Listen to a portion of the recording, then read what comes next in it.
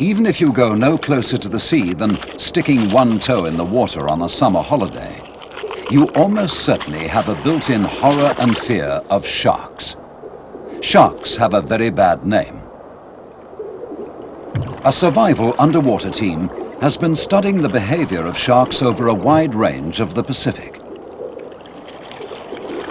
When you have watched the result of their researches, we don't expect you to love sharks, but we do hope you will admire them for the magnificent creatures they are and understand them a little better.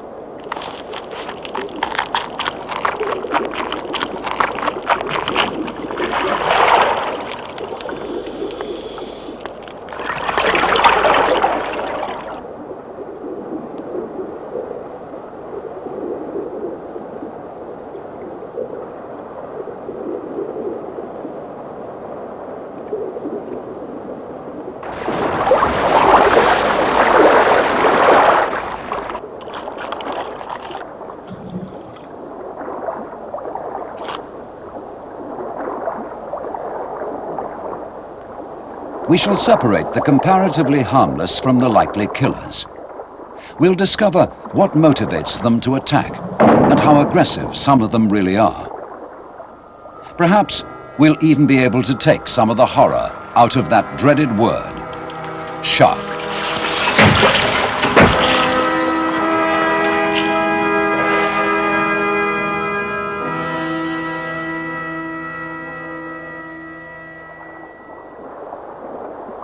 If any species deservedly gives sharks a bad name, it is this monster, otherwise known as the great white shark, and sometimes as the White Death.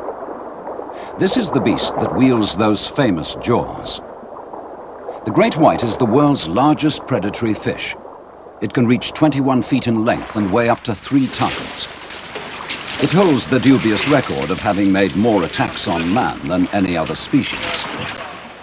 It is impossible to pretend that the great white is anything but what it is, a killer of fish, turtles, sea lions, and men. It even attacks boats. It is distributed over most of the temperate seas of the world and even penetrates the Mediterranean. No one takes chances with the great white. Even the protection of our team's shark cage seemed mighty flimsy when one of these monsters was swimming around their boat.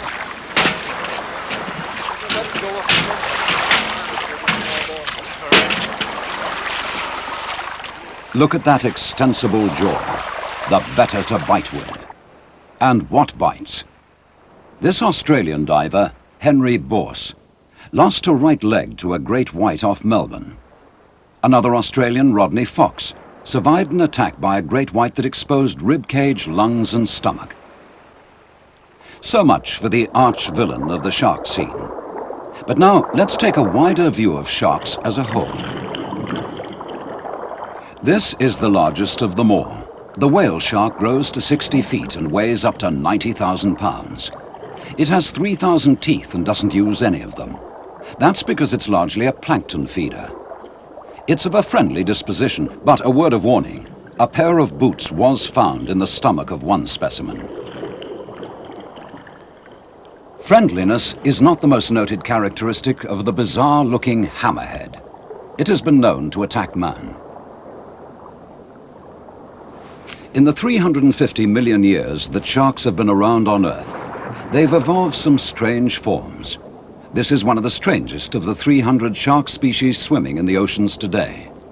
It's a Pacific angelfish. With its flattened appearance, it looks like a ray, but it's a true shark. Like many of the bottom-living sharks, it's quite harmless. Just like a ray, it often buries itself in sand. The horn shark, too, is completely harmless to man, except when it destroys his shellfish beds. It feeds largely on mollusks and crustaceans.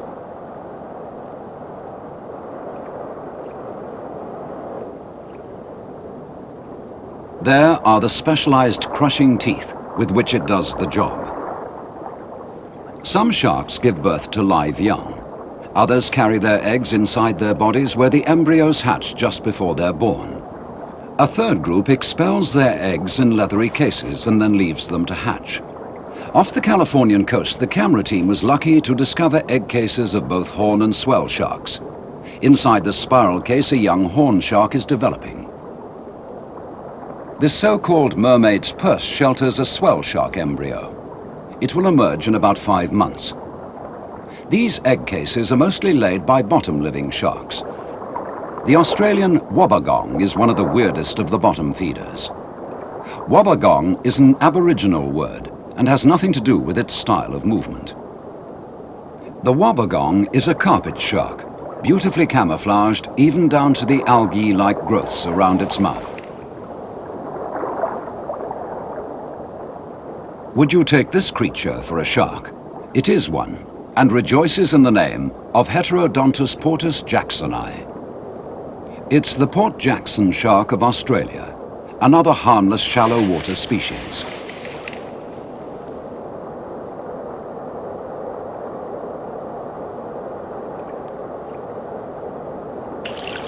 This large creature, being caressed by Australian photographer Valerie Taylor, is known down under as a tawny shark.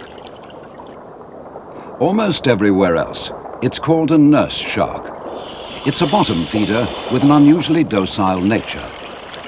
It does have one unpleasant characteristic, though. If it does bite, it clamps on like a bulldog. Only death makes it leave go. Even then, the jaws may have to be prized open.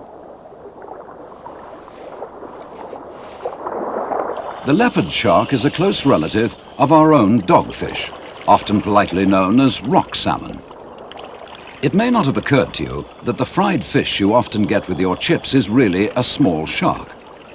Though rather larger, the leopard is a member of the dogfish or smoothhound family. And so we come to the shark-shaped sharks, the ones that understandably inspire terror. The sharks with undershot jaws and triangular dorsal fins, usually shown menacingly cutting the surface. The sharks, in fact, whose habits and behavior, menacing and otherwise, we shall be watching here.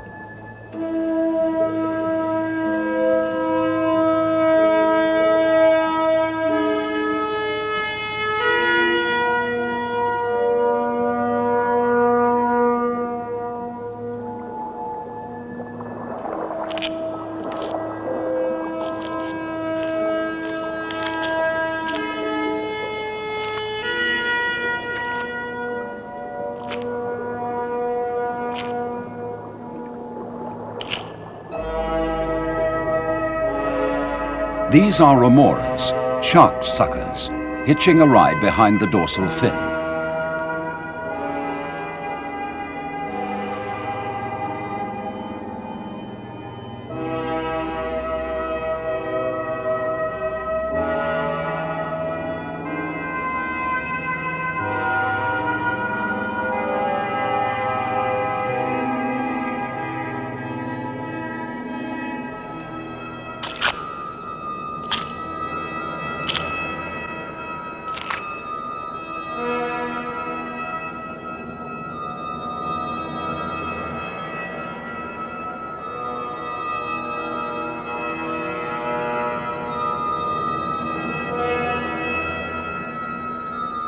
The survival team began its operations in mid-Pacific.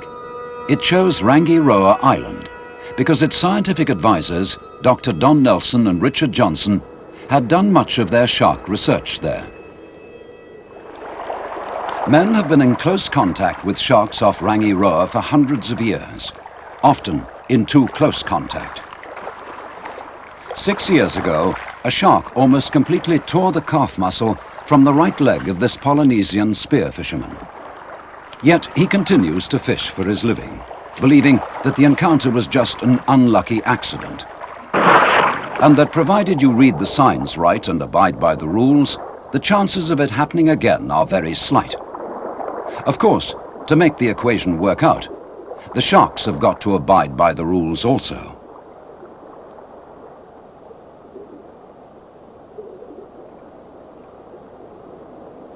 The fishermen maintain that this is exactly what the sharks do. They say that both they and the resident sharks are predators on the fish shoals off Rangiroa, and that the sharks seem to recognize the fact.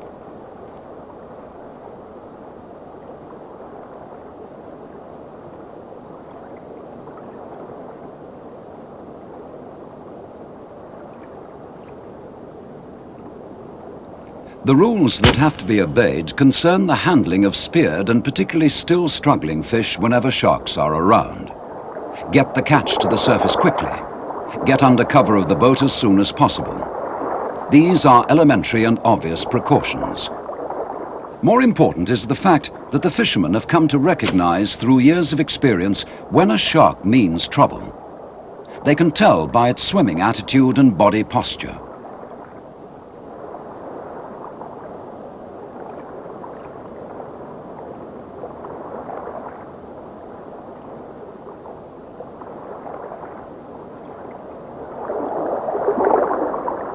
Of course, an occasional fish has to be sacrificed to the rival fisherman. It's a small price to pay for coexistence. That the human fishermen can coexist at all is due entirely to their instinctive recognition of what triggers off shark attack. That recognition fits closely with what Don Nelson and Richard Johnson have been finding out scientifically over several years of study, as survival discovered when it joined them to record their work.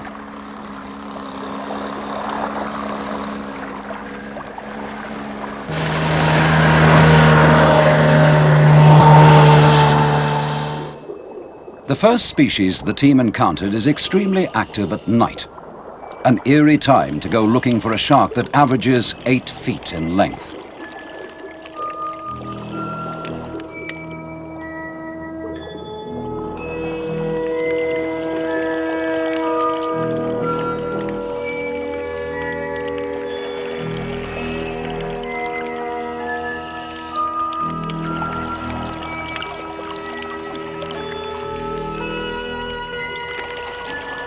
The white-tip reef shark is extremely well equipped with strong cutting and sawing teeth. It also has an inquisitive and persistent nature. It must therefore be treated with respect, though there are few records of the white-tip attacking man. It tends to hunt the bottom layers for small fish and octopus. On the reefs off Rangiroa, it is partial to coral caves, where it would be only too easy for the divers to block its escape route. However, as we'll see, a shark that means to be aggressive usually gives quite definite signs.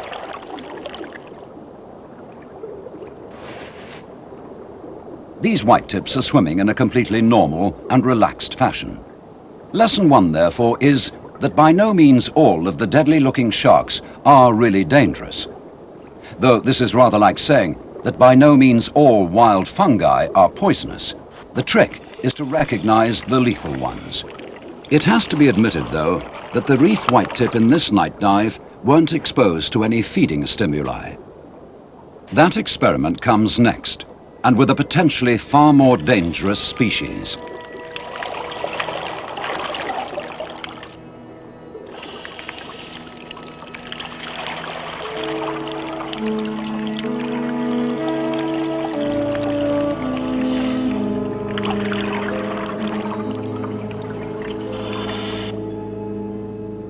Sharks do not seem to be territorial or to defend a given part of a reef. However, the team discovered through telemetry that they're much more regular in their habits than previously suspected. Telemetry means attaching small sonar transmitters to the subjects of the experiment. With a shark, there's only one way to do this: persuade the fish to swallow it. Don Nelson inserts the transmitter inside a dead bait fish.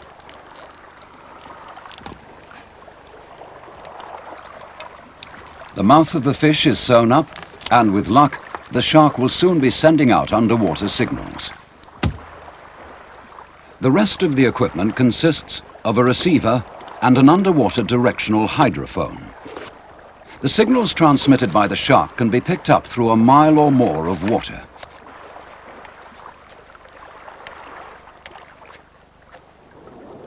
And here's the intended mobile underwater sonar station. A grey reef shark. Out in the channel between the islands frequented by greys, the transmitter-equipped fish is attached to a float and lowered over the side.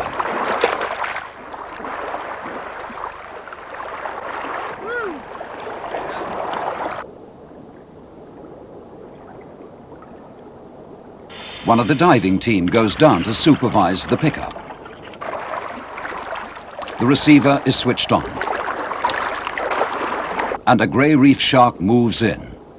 Though sharks tear at large prey, they swallow small fish whole. Small transmitters too, with any luck.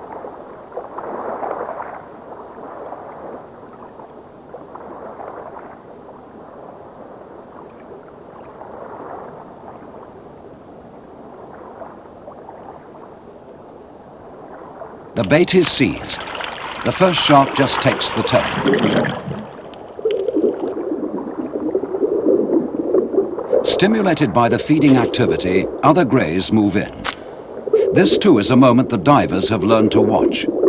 At Rangiroa, greys have attacked more fishermen than any other species.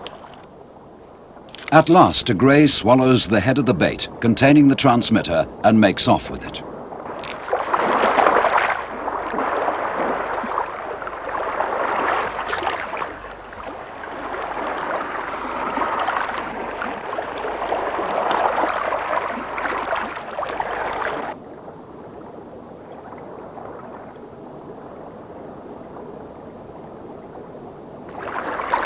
Telemetry of this and other grey reef sharks in the channel at Rangiroa has revealed some astonishing things about the regularity of their habits.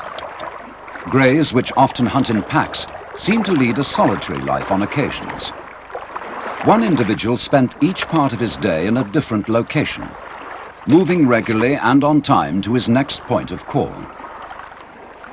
In the case of the transmitter we've just seen swallowed, Don Nelson was able to get a fix on the shark and follow it for some distance. Let's circle around. When the signals finally indicated that the researchers had caught up with the sonar-bearing shark, the team found the fish had led them to a concentration of greys at a location they'd never suspected to be occupied by a whole pack. Among their other amazing abilities, sharks are equipped with the most efficient prey detection devices.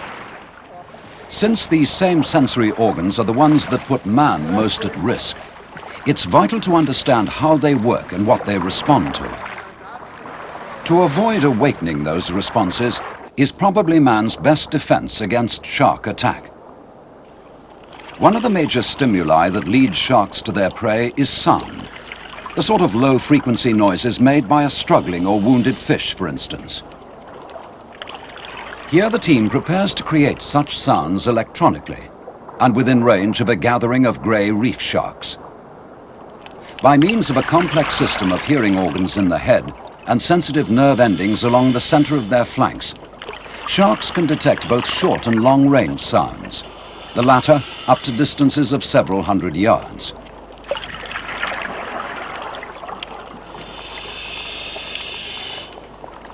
Because of the artificially created sounds, this is potentially a very dangerous situation.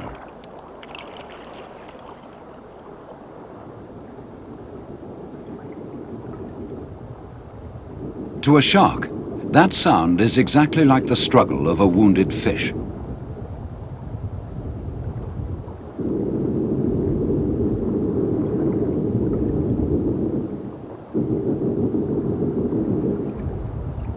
The greys gradually move in and become more curious and excited.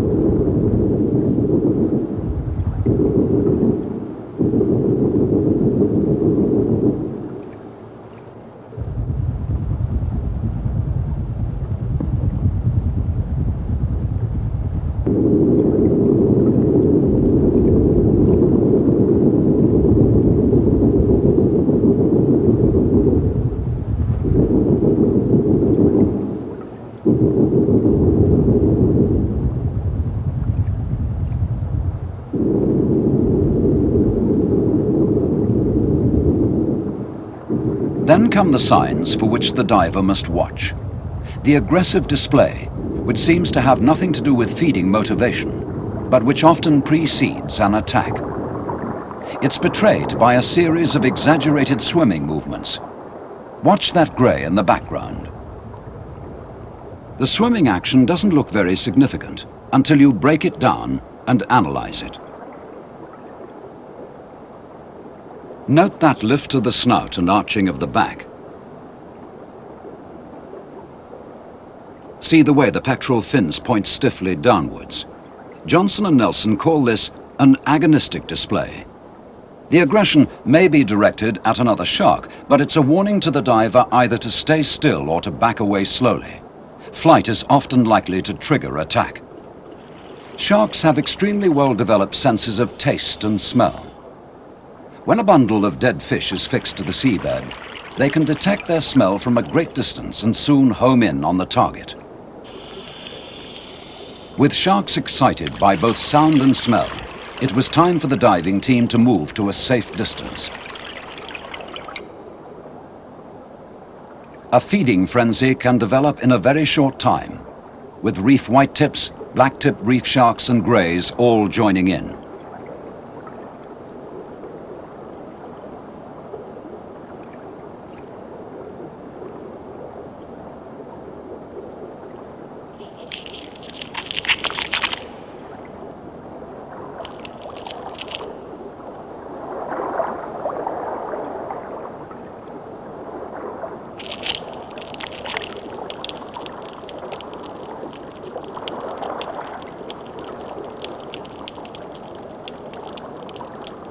At times like this, even comparatively harmless species can lash out in competition with each other. In such a situation, there's probably no such thing as a harmless shark.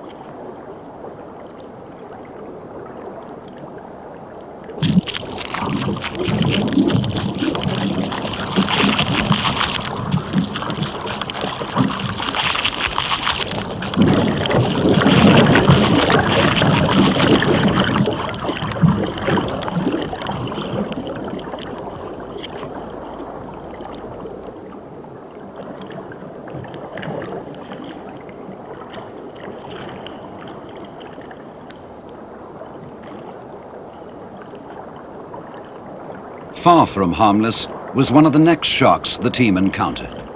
To find it, they traveled halfway across the Pacific to the coast of California.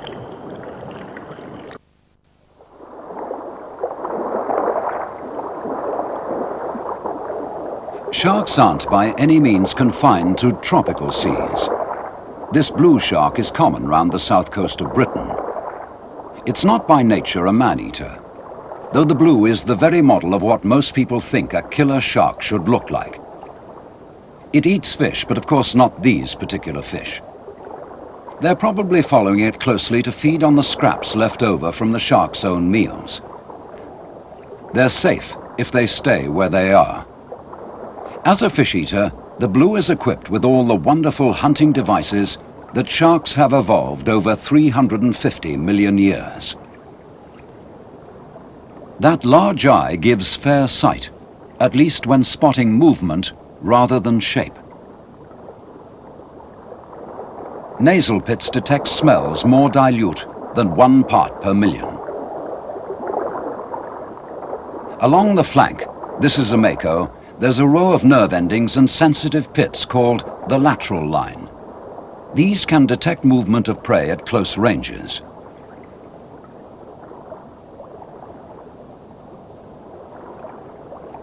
Motive power comes mainly from a tail, whose upper lobe is usually far larger than the lower one. The downward drive of this causes the shark to plane forward on its flattened undersurface and wing-like pectoral fins.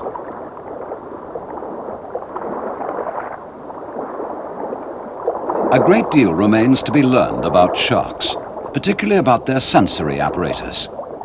To carry out a series of experiments mainly on the blue shark, the underwater team journeyed from Rangiroa Island in mid-Pacific to a group of islands off the California coast, Santa Catalina and San Clemente.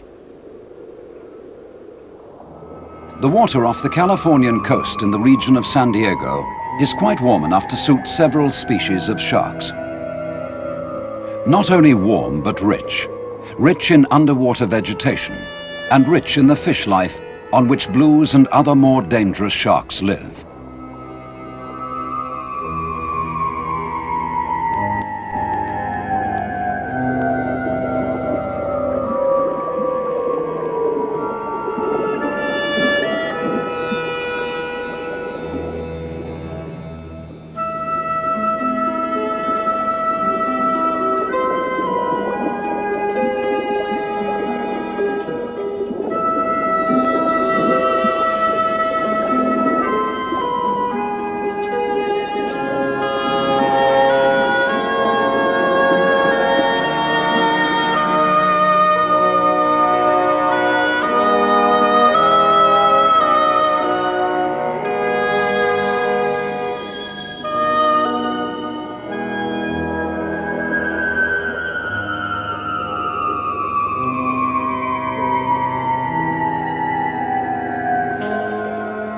This queer-looking creature is a large bat ray.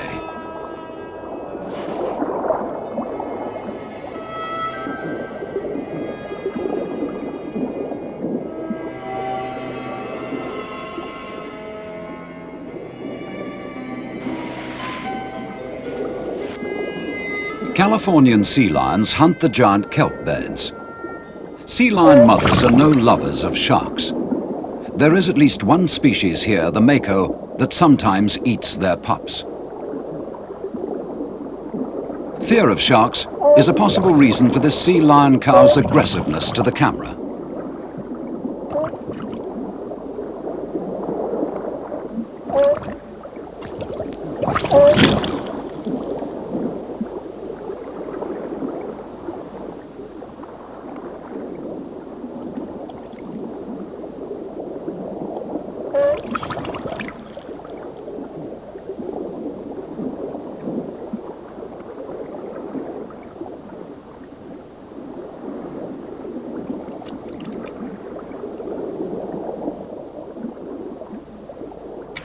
So these were the waters in which our team was going to work.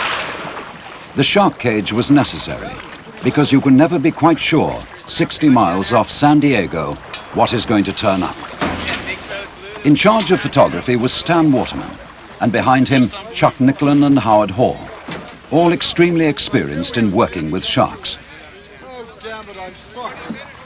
Clarice Prang, a young scientist studying locomotion and the bite power of sharks, joined the team.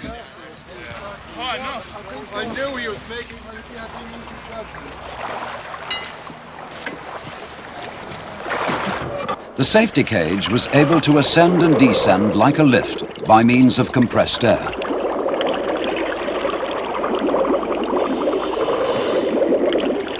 Attracted by ground baiting from the boat with oily dead fish, a very large blue shark was early on the scene.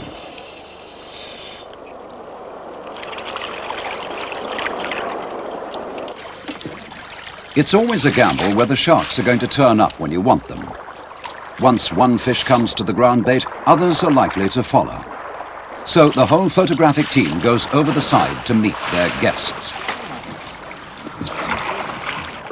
When a team as large as this is working with sharks, it's only too easy for one of them to be surprised by an unexpected attack.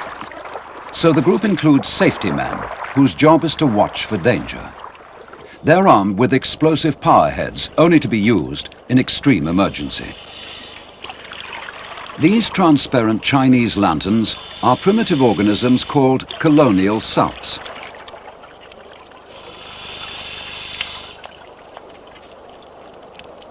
Primitive they may be, but salps were one of the first creatures to have a rudimentary backbone.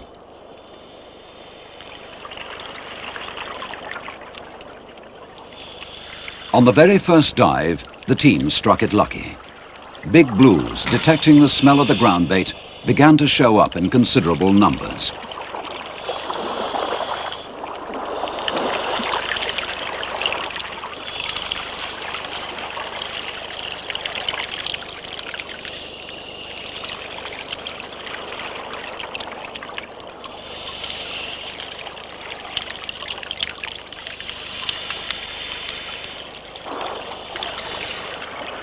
As sharks go, blues have a pleasant disposition, though it never does to take this for granted. When excited in a feeding frenzy, even they are likely to lash out. Nor should a diver be fooled by that undershot mouth. A blue shark doesn't have to roll on its back to bite, any more than does any other shark. A movable jaw that pushes the teeth forward sees to that.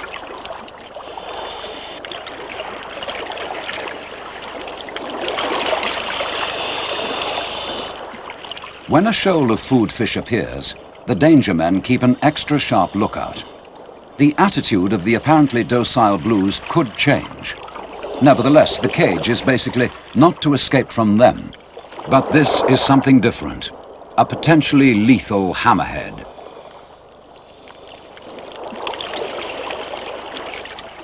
The shark that wears its eyes on stalks has a bad reputation for attacking man. This hammerhead is about 10 feet long. The horizontal plane on which the eyes are mounted doesn't hinder the hammerhead when it comes to biting. The hammerhead soon fades away, but the unpleasant character who follows it has come to stay. A big mako. This is what the team had been hoping to film, and the reason they had brought the safety cage. A wise precaution when you look at those teeth.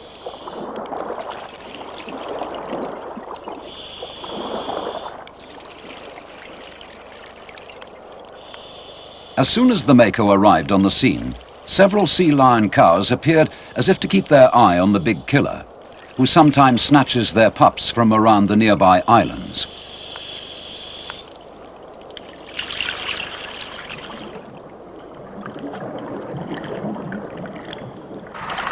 For a diver, a shark feeding frenzy is a thing to stay well clear of. The excited feeding activity that follows was created by heavy baiting with dead fish, so that it could be mainly filmed in safety from the surface. It illustrates a number of fascinating things about shark behavior. That's a blue savaging the basket containing the ground bait. Watch the swimming action, large upper lobe of tail driving the shark on those wing-like pectoral fins.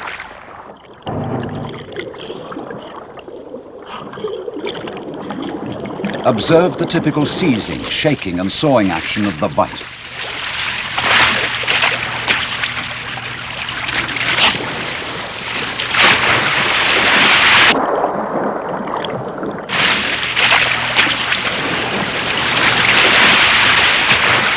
Keeping close to the cage, the team did film some of the action with the more predictable blues from underwater.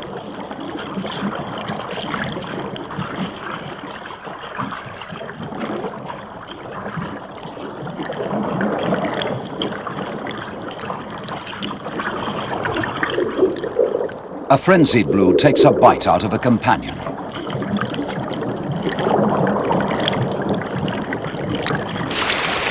This blue wasn't going to let go at any price, even risking being hauled out of the water.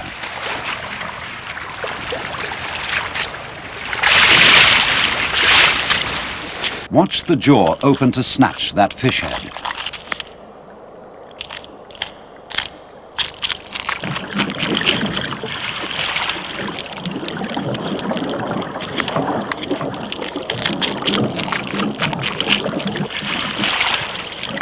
It's when the water becomes clouded with fragments of tissue and blood that sharks appear like vultures on a kill.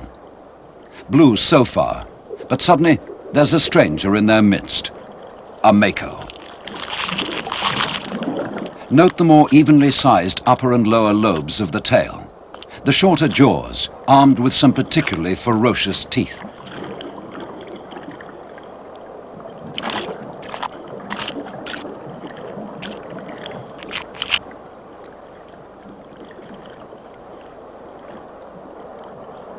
And here in a small mako are those teeth. Their main purpose is to hold a fish once it's caught.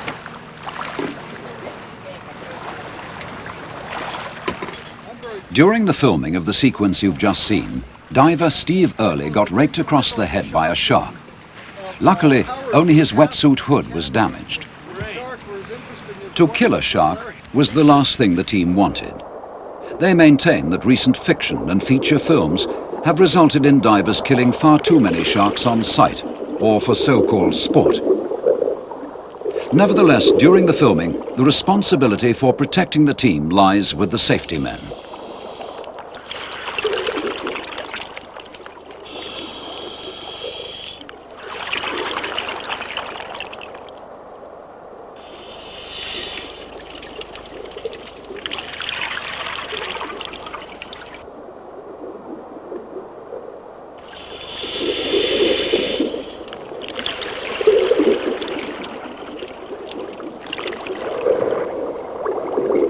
This was one case when a mako came too close for comfort. The safety man had to make an instant decision to fire his power head. There's no bullet in it. A blank charge does the damage.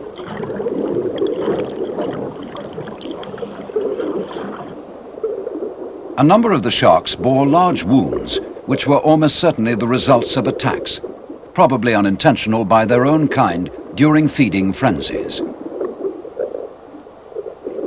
That's an unusual species of remora, or shark sucker, attached to this badly scarred blue.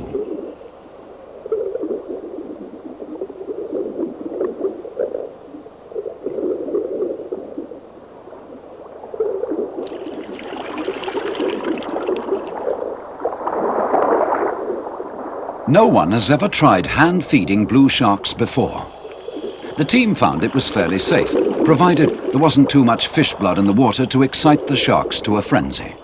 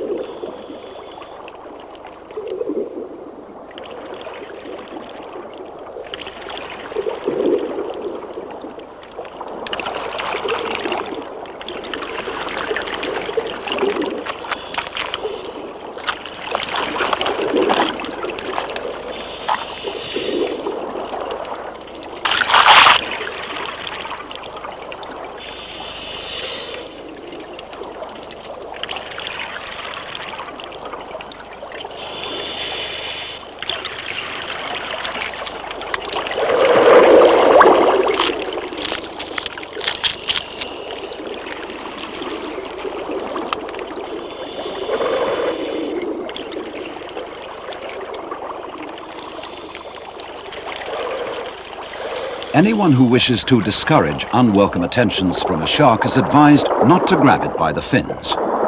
Even a small fish is too strong to hold, and it gets rather angry.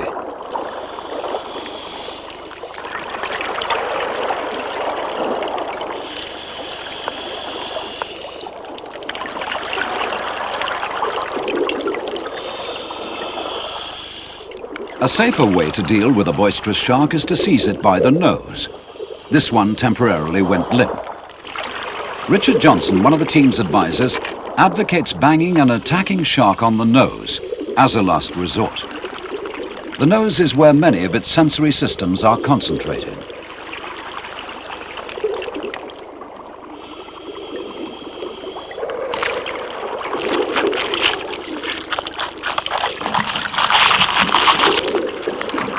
During this part of the filming, casualties were fortunately light.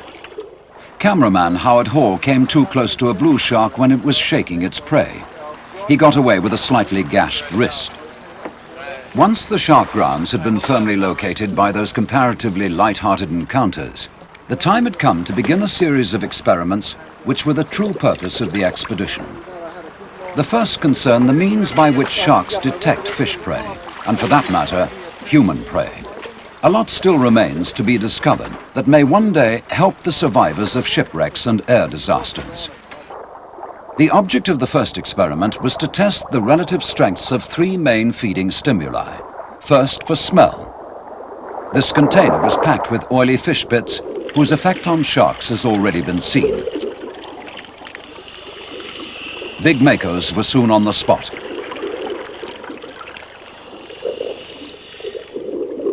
So were the big blues.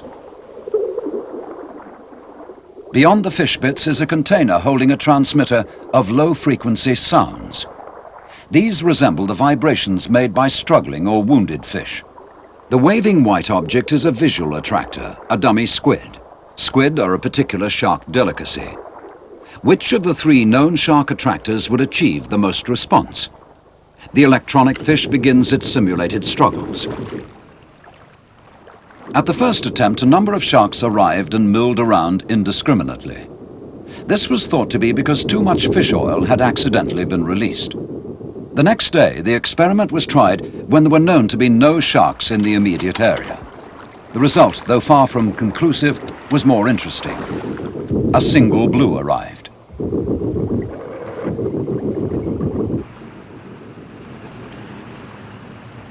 It approached the sonar device. Then it headed for the fish-baited lure, attracted by the oily smell. It nosed this for some time.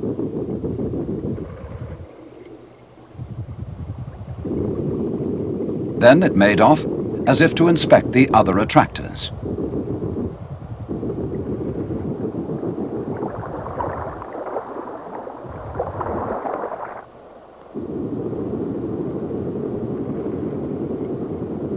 Having circled the visual signal, and apparently dismissed it, it became strongly attached to the audio imitation of a struggling fish, and actually mouthed the transmitter. Of course, such tests have to be carried out at length and with many different species, but this blue shark does seem to suggest that it finds the sound of a wounded fish irresistible. It doesn't care for the visual enticement of the beckoning squid. This backs up the belief that sharks' eyesight is used mainly in the initial approach. Unless it then finds attractive sounds or smells, it probably doesn't stay around long.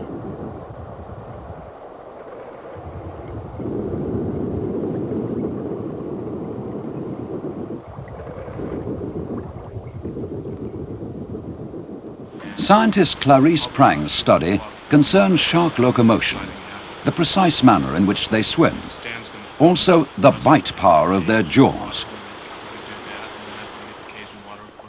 Clarice worked mainly from inside the cage. She takes her bulky slow-motion camera from a teammate. To give her the close-up she needs, the baits were attached directly to the outside of the cage, one of them containing a bite gauge. Straight away, Clarice began to wonder who was watching whom.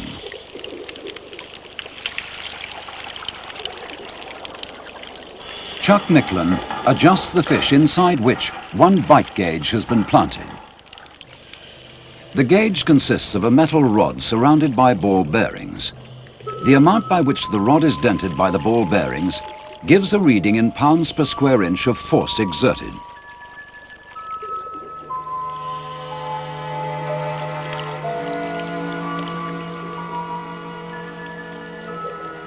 Soon there is a fine gathering of sharks around. It's typical of sharks when unsure of themselves that they circle the prey, getting closer and closer as their confidence builds. Another piece of behavior that divers would do well to remember. Eventually, when the circle gets small enough and their confidence big enough, they usually move in for the kill. In this case, it's the closeness of bait to cage that is disconcerting them. But as will be seen, they eventually overcome their apprehension.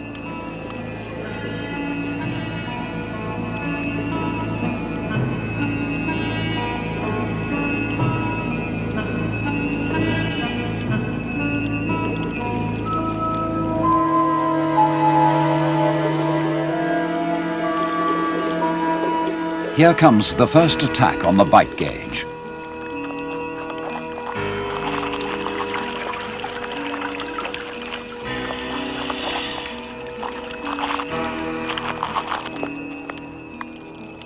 Watch how the shark's eyelids close, presumably to protect the eye when it shakes the bait.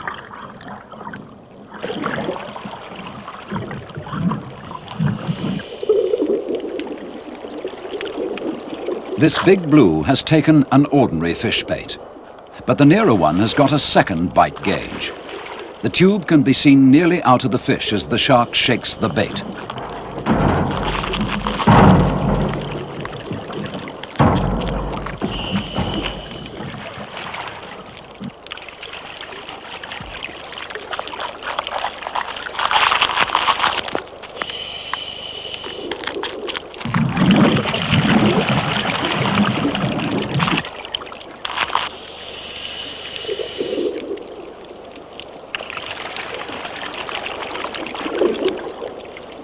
In fact, this small blue was more intent on shaking than biting, and eventually shook the gauge right out of the fish.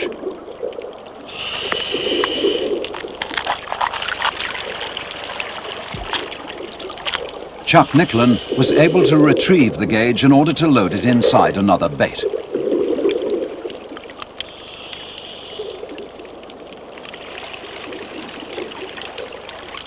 While he did so, he was besieged by sharks, practically storming the cage to get at the bait.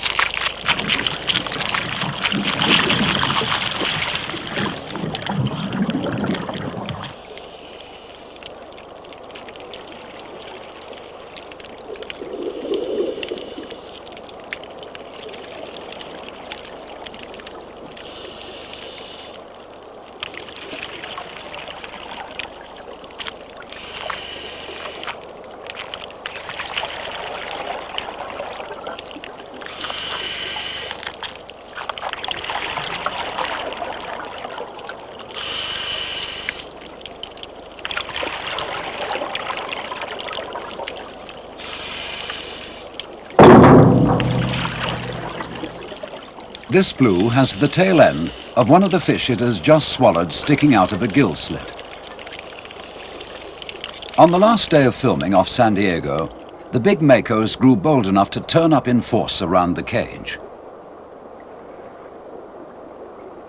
The bite gauge was waiting for them, and, as if anxious to show the blues that they really understood what a shark bite is all about, they eventually gave a beautiful performance. Look at the trailing edge of this mako's dorsal and pectoral fins, and you'll see the streamer-like parasites there.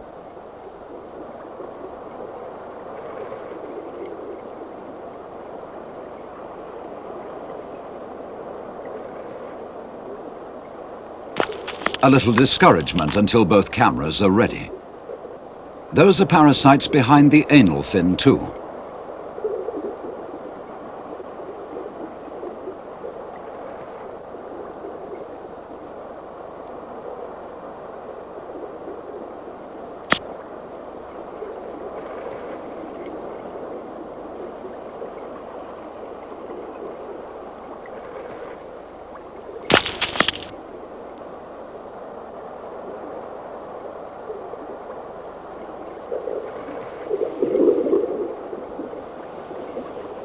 At last, both cameramen are ready to film, but now the mako is reluctant.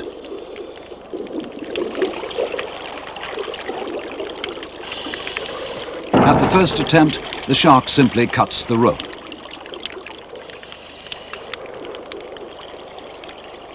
Finally, a perfect grab.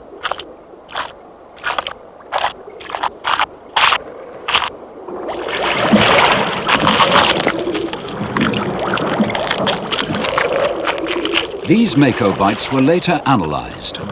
The tips of the shark's teeth were found to have exerted a pressure of 8,000 pounds per square inch. These then are some of the facts about those fabulous jaws. Terrifying as sharks are to most people, they are also wonderful and beautiful creatures, and their menace must be kept in proportion. Fewer than 100 shark attacks on man occur yearly, and less than half of these are fatal. On the other hand, 300 people a year die from bee stings in the United States alone, though it must be said that a lot more people are exposed to bees than to sharks. Thanks to the work of men like Don Nelson and Richard Johnson, we are learning that sharks are not completely unpredictable killers.